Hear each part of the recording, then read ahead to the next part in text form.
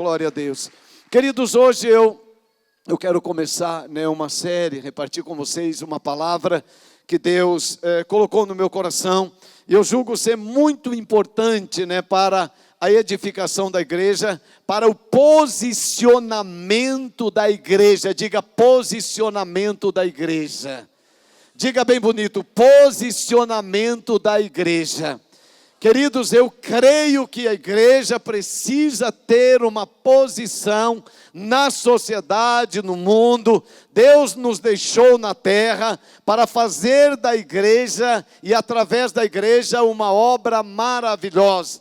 Então eu quero começar hoje à noite, como falei hoje de manhã, uma série falando sobre o reino de Deus. Diga, o reino de Deus. O reino de Deus. Vamos ler Mateus capítulo 4, verso 23. Jesus foi por toda a Galileia, ensinando nas sinagogas deles, pregando as boas novas do reino e curando todas as enfermidades e doenças entre o povo. Romanos capítulo 14, verso de número 17. Pois o reino de Deus, diga o reino de Deus. O reino de Deus não é, o que o reino não é? O reino de Deus não é comida. O reino de Deus não é bebida. Então o reino de Deus não é comida nem bebida. Mas o que é o reino de Deus? O reino de Deus é justiça. O reino de Deus é paz. E o reino de Deus é alegria no Espírito Santo. Aonde está o reino de Deus, ali estará a manifestação dele através da justiça. Se você está no reino de Deus, e o reino de Deus está em você, então nós seremos pessoas que sempre optaremos por fazer as coisas certas. Certa vez perguntaram a Jesus, primeiro aos discípulos de Jesus, se Jesus pagava imposto. E Jesus disse, sim, dai a César o que é de César e a Deus o que é de Deus. O homem e a mulher que têm o reino de Deus, eles procurarão viver em justiça e praticar a justiça. Ou seja, uma das expressões da justiça é fazer aquilo que é correto, primeiramente diante de Deus, mas também diante dos homens. Deixa-me perguntar a você o seguinte: é justo pagar propina, sim ou não? Não.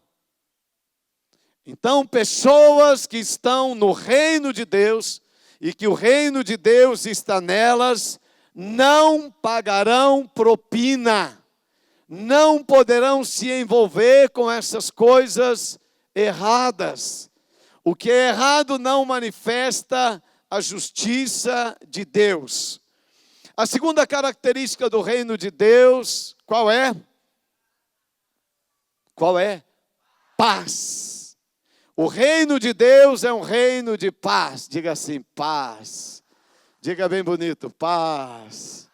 O reino de Deus é um reino de paz. Pessoas pacificadoras, pessoas que promovem a paz. Olha para o irmão e diga, paz, irmão, paz, irmã. Quando nós saudamos nossos irmãos com paz, nós estamos implantando o reino de Deus. Nós estamos dizendo, paz, o reino de Deus está aqui. Paz não é apenas um cumprimento entre os irmãos, é uma manifestação, é uma declaração que o reino de Deus está entre nós. Outra pergunta: quando alguém chega no estacionamento e o irmão pede para ele colocar o carro numa vaga, mas ele começa a reclamar e xingar, ele está manifestando o reino de Deus? Ele está manifestando o quê? Outra coisa, mas não o reino de Deus. O reino de Deus se manifesta por meio da paz. Se na minha casa existe paz, então ali está o reino de Deus. Se nos relacionamentos entre os irmãos existe paz, ali está o reino de Deus. A terceira característica do reino de Deus qual é? Deixa eu perguntar de novo. A terceira característica do reino de Deus é alegria. Olha, deixa eu falar isso. O reino de Deus é um reino de alegria no Espírito Santo. A religiosidade sempre se expressa, e todas as vezes que eu estive em lugares onde a religiosidade das pessoas é uma coisa muito, muito forte, todo religioso que eu conheço, ele tem cara fechada. A religiosidade faz as pessoas ficar de cara fechada. E quanto mais religiosa é uma igreja, menos alegria ela tem. E quanto mais o reino de Deus está presente numa igreja, mais alegria essa igreja vai ter. Meio aleluia. Nós podemos chorar, tem momentos que a gente vai chorar. Mas Salmos 30, verso 5 diz que o choro só dura uma noite e a alegria vem pelo amanhecer. Quanto mais de Deus um povo tem, mais alegria esse povo vai ter. Quanto mais cheio do reino, ou cheio da presença de Deus através do seu reino, mais alegria nós vamos ter. Vou te falar uma coisa, esta sociedade que está debaixo, estou falando de sociedade no modo geral, está debaixo de um espírito de tristeza, porque nela não se manifesta o reino de Deus. Eu li esses dias uma reportagem, não lembro o que eu li, mas eu lembro que eu li. E estava escrito, não lembro bem o que estava escrito, mas estava escrito. Midian, me ajuda aí, porque eu sei que quando eu falo isso, eu dou informação errada. Depois, quando a gente termina, ela vem e falou, pai, aquilo que você falou, aí ela corrige. Mas aí já é tarde demais.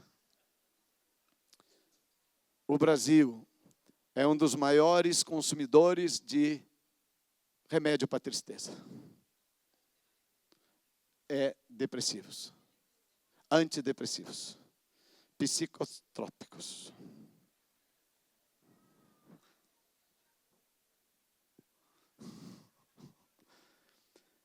Essa sociedade sem Deus e fora do reino de Deus é muito triste. Eles têm uma condição de vida material muito boa, mas a tristeza domina a vida das pessoas. Mas nós que estamos no reino de Deus, nós temos a alegria do Espírito Santo. Tem uma alegria que brota dentro de nós. Eu estou aprendendo isso. Eu gosto de ver, quando a gente olha aqui da igreja, a igreja aqui da frente, como vemos rostos tão bonitos e tão alegres por causa do reino de Deus. O reino de Deus está entre nós.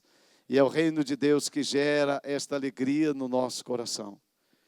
Onde tem o reino de Deus, eu sou muito grato, porque acredito que sua casa é assim também. Tirando as exceções, porque a exceção, minha casa é muito alegre. A sua também? Quantos aqui tem uma casa bem alegre? Minha casa é alegre. Está aqui as meninas. A gente estava almoçando hoje lá em casa. E eu sou muito alegre em casa. Vocês não imaginam como eu sou alegre. Às vezes sou alegre até demais. Eu sou muito alegre. É verdade, meninas? Às vezes quando o Zaqueu chega, eu fico um pouco mais alegre. Eu sou alegre. Porque dentro da minha casa tem o reino de Deus. Trabalho com a equipe, está aqui os pastores, aqui na frente, todos sentadinhos. Eu sou bem alegrinho na equipe também. Sou ou não sou? A gente ensaiou isso essa semana, é assim que a gente faz. Às vezes, rola uma tristezinha, né? Mas é bem raro. Eu sou alegre. Por causa do reino de Deus. Eu sou grato que a nossa igreja é bem alegre. Vou te falar uma coisa. O culto da noite voltou a ter alegria porque o reino de Deus está sendo novamente estabelecido entre nós mais uma vez. É o reino de Deus que nos alegra. Aonde está o reino de Deus, ali estará Deus e a alegria será manifesta. Queridos, a nossa festa de sexta e sábado, não é uma festa mundana. Quero que você saiba disso. A gente vai comer bastante, a gente vai beber, e nisso não está. Só o fato de comer e beber não é manifestação do reino de Deus, mas quando fazemos isso para termos comunhão uns com os outros, então o reino de Deus é manifestado. Nós vamos participar da ceia hoje à noite. E a ceia a gente come do pão e bebe do cálice. E essa comida e essa bebida representam o reino de Deus. Enquanto o evangelho de Mateus se dirige aos judeus, na maioria das vezes falando em reino dos céus, no evangelho de Marcos e Lucas falam sobre o reino de Deus. Expressão essa que tem o mesmo sentido daquela, ainda mais que inteligível para os que não eram judeus. O emprego do reino dos céus no evangelho de Mateus, certamente é devido à tendência no judaísmo de evitar o uso direto do nome de Deus. Na verdade, é preciso entender que o reino de Deus, em sua interpretação direta da palavra, nos induz a uma verdade que não pode ser negada. O reino é de Deus. Diga, o reino é de Deus. Diga, o reino pertence a Deus. Enquanto que a expressão reino dos céus aponta para a origem do reino. Portanto, em sua interpretação direta da palavra, nos induz a uma verdade que também não pode ser negada. O reino vem dos céus, querendo isto dizer que o reino não é feito de políticas nem de relações sociais terrenas. O reino torna-se, portanto, mais do que uma simples monarquia, mas sim uma grande família de amor, aonde o Pai é Deus, viverá em conjunto com seus filhos, onde não irá existir mais súditos, governantes, nem classes sociais. A palavra reino de Deus se define como domínio de um rei. Diga assim, Jesus é o meu rei. Mais uma vez, Jesus é o meu rei. Diga assim, eu estou no reino de Deus. No reino de Deus. O reino de Deus é eterno. Eu quero poder estar falando, nesses dias sobre algumas características de um reino. Nós, aqui no Ocidente, não entendemos muito a cultura de reino. 2 semanas atrás, eu estava no Rio de Janeiro e me levaram até Petrópolis para conhecer a casa do Dom Pedro I. É coisa estranha aquele negócio. Eu não sou do tempo do Dom Pedro I. Eu não entendi essa coisa de monarquia. Eu achei aquela coisa muito sem graça. E ainda mais que era uma segunda-feira e o museu estava fechado. Mas quando eu estive na África, a África, ela foi colonizada por vários reinos, por alguns reinos.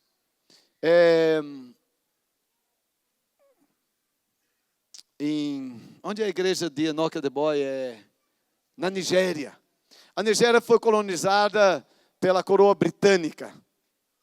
E é interessante, eles foram depois, tiveram a sua independência, mas até hoje você chega lá, você vê a influência do reino britânico na vida daquelas pessoas.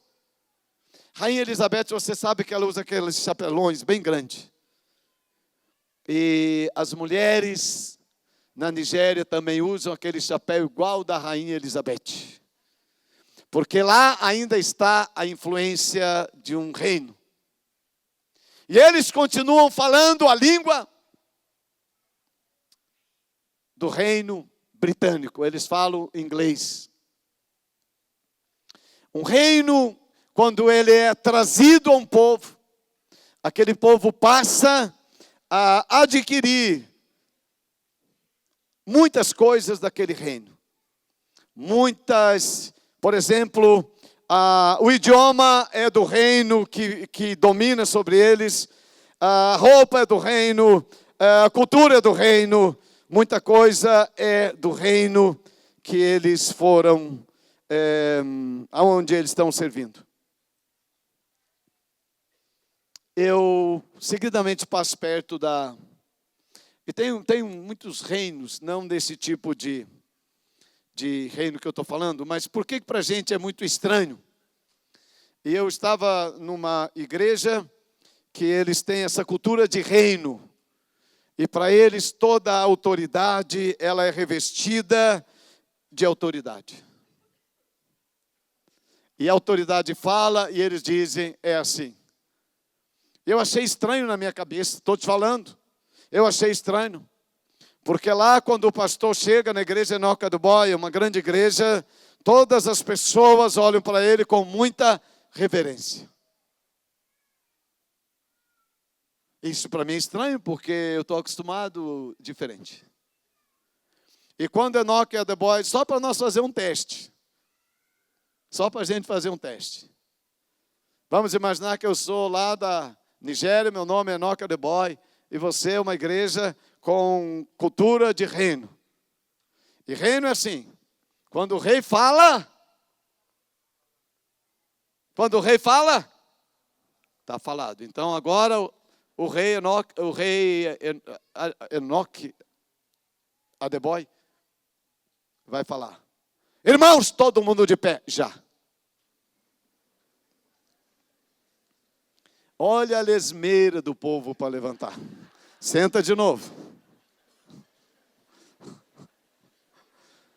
Isso evidencia que a nossa cabeça não é cabeça de governo de um rei. A gente até vai fazer, mas é engraçado na igreja deles. É engraçado. E agora você vai me ajudar, só para você entender o que é uma cabeça governada por um rei. Para nós, aqui o mais perto que eu chego, há muitos anos atrás eu fui numa formatura do quartel. E lá eu vi um pouco desse negócio do rei. O comandante diz, soldado! E todo imediatamente. Porque é a cultura da obediência imediata. Então vamos ensaiar agora. Mas me ajuda, faz o mais rápido que você puder, você já vai... É uma brincadeira mesmo. Quando eu não vou... Olha como ofende. Olha como ofende. Quando eu mandar você ficar de... Meu Deus, mandar? Isso ofende a nossa mentalidade. Porque nós pensamos num reino onde o rei não pode mandar. O rei precisa pedir, mas isso não é rei. O rei que é rei, ele manda. E os súditos obedecem. Então, agora, só vou brincar de rei só um pouquinho. E você de súdito. Mas faz bem direitinho agora para a gente ver a diferença da primeira vez. Irmãos, calma aí. Pensa, você sabe quanto eu te respeito. Eu vou usar a palavra, estou te mandando, mas você entende, por favor, tá bom? Não se revolte comigo, tá bom, irmãos? Irmãos, eu estou mandando você ficar de pé, agora! Dá um aplauso a Jesus e senta você. Ok, pode sentar, meu irmão. Então, eu assim penso que nós precisamos tanto aprender a cultura do reino. Diga a cultura do reino. A cultura do reino. A cultura do reino. Jesus, ele... Deixa eu caminhar bastante aqui, eu quero chegar aqui. Jesus começou o seu ministério com a mensagem do reino de Deus. Diga reino de Deus. Esta era a mensagem inicial de Jesus. Veja só. Daí em diante, Jesus começou a pregar.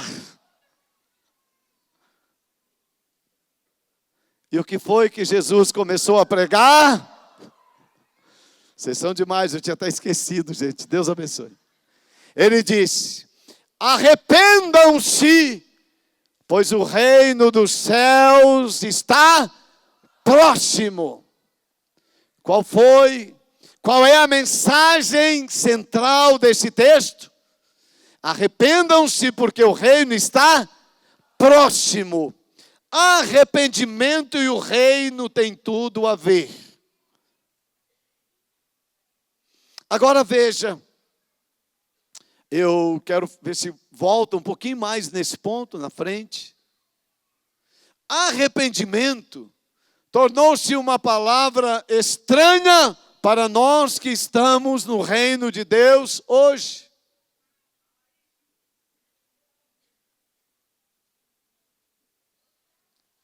Pense comigo. Nós não estamos acostumados mais a ouvir esta palavra: arrependam-se, porque o reino de Deus está chegando. Para o reino de Deus chegar, a base é o arrependimento. Agora, você que ouve muitos pregadores na internet, na televisão, hoje a gente ouve muita coisa. A maioria dos pregadores, e eu me coloco entre eles também, a maioria de nós temos usado muito pouco a palavra arrependam-se. Eu te pergunto, qual a última vez que você arrependeu, que você lembra de ter usado essa palavra? Eu me arrependo. Eu estou arrependido.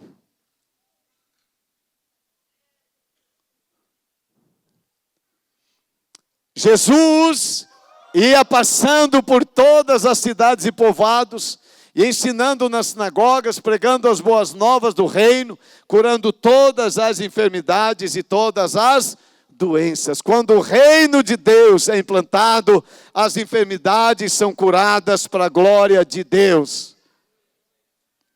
Depois disso, Jesus ia passando pelas cidades e povoados, proclamando as boas novas do reino de Deus, e os 12 estavam com ele. O reino de Deus é a mensagem central da pregação de Jesus. Isso é tão lindo, né? O reino de Deus é a mensagem central. O reino de Deus precisa ser também a nossa mensagem central. Cristo ensinou a priorizarmos o reino de Deus. Já lemos Mateus 6,33. Busquem primeiro o reino de Deus e a sua justiça. O que é buscar primeiro o reino de Deus?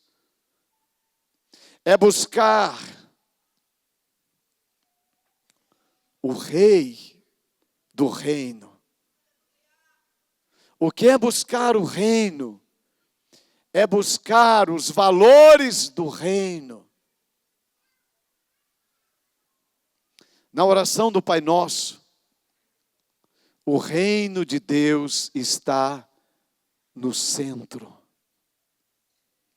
Na música que nós falamos e cantamos, o reino de Deus está no centro. Quando vocês orarem, vocês orem assim. Jesus não está dando um modelo de oração para que nós simplesmente repitamos, mas Ele está dizendo que deve fazer parte da nossa oração. Diga assim: Pai nosso que está nos céus, Bem bonito. Não reza, mas fale a Bíblia. Diga: Pai nosso que está nos céus, santificado seja o teu nome. E agora diga bem forte: venha o teu reino. Venha o teu reino. Essa tem que ser a nossa oração. Senhor, que o teu reino venha. Porque quando o reino de Deus vem, os valores dele também virão através dele. E eu quero terminar essa palavra porque nós temos ceia e eu vou continuar domingo que vem. 2 valores eu gostaria de destacar hoje à noite. O novo nascimento, que acontece através do arrependimento. O novo nascimento. O reino, quando ele chegou, ele veio para trazer a nova vida. Por isso nós não podemos, ao reino de Deus chegar em nós e para nós, continuarmos vivendo como nós vivíamos antes. O reino de Deus traz nova vida. Diga: nova vida. Nova vida. O reino de Deus, ele vem para nos levar a experimentar algo que eu quero dizer que hoje à noite eu e você precisamos experimentar, que é arrependimento. Mas por que a gente tem dificuldade de arrepender? Porque nós temos dificuldade de reconhecer que erramos. Por que nós temos dificuldade de reconhecer que erramos? Porque o modelo de cristianismo que nós praticamos tem deixado de ser pautado na Bíblia e tem passado a ser pautado nos nossos pensamentos e no nosso achismo. Eu acho que para servir a Deus deve ser assim. Então eu passo a servir a Deus assim. O outro acha que para servir a Deus deve ser desse jeito. Então ele vai fazendo assim. E nós vamos perdendo o referencial dos valores do reino de Deus e o que a Bíblia fala sobre o reino de Deus. Então nós não vamos achando coisas para nos arrepender. Por exemplo, alguém nos fere num relacionamento, nos aborrece. O que a Bíblia diz que é para a gente fazer? É para a gente perdoar. Mas o que a gente faz?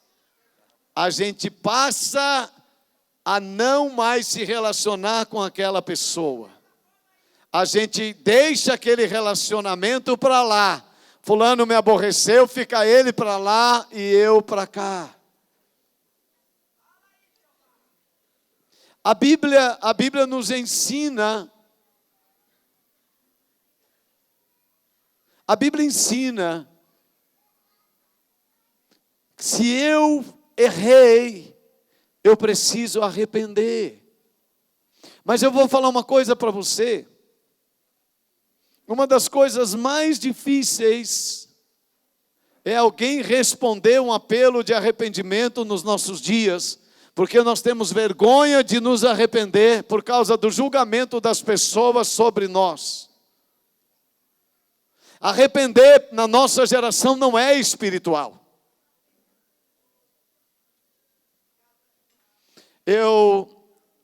Esse ano, logo depois da Páscoa, nós tivemos o evento MDA Jovem, e a Juliana foi uma das preletoras, e ela trouxe uma palavra sobre orgulho, e eu estava sentado ali e ouvi ela falar. Eu achei demais a palavra dela. Eu falei: Juliana, você precisa pregar essa palavra na igreja, porque tem muito orgulhoso e orgulhosa na igreja que precisa ouvir essa palavra. É verdade mesmo.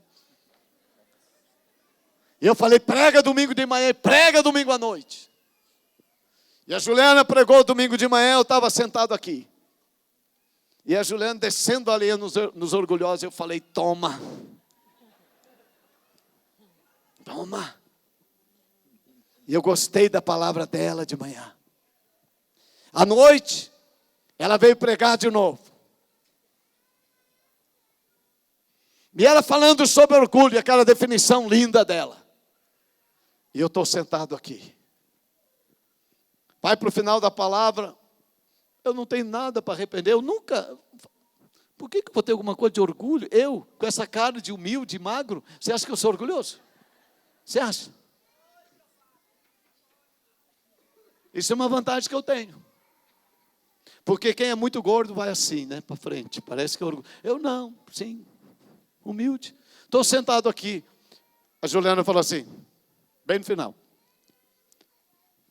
Se você que reconhece que tem orgulho no seu coração, e você precisa arrepender, eu quero te chamar para você vir aqui na frente. O Espírito Santo falou, vai lá. Eu falei, não, Senhor, eu não tenho orgulho.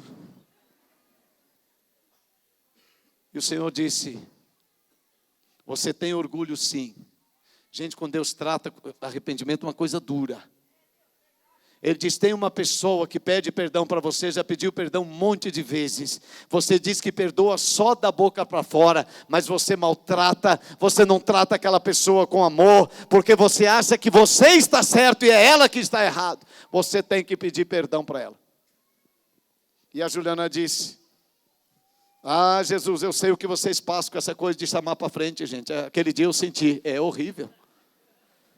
A Juliana disse, você que Deus está falando com você sobre orgulho, vem aqui na frente. Eu falei, meu Deus, se eu levantar, todo mundo vai ver.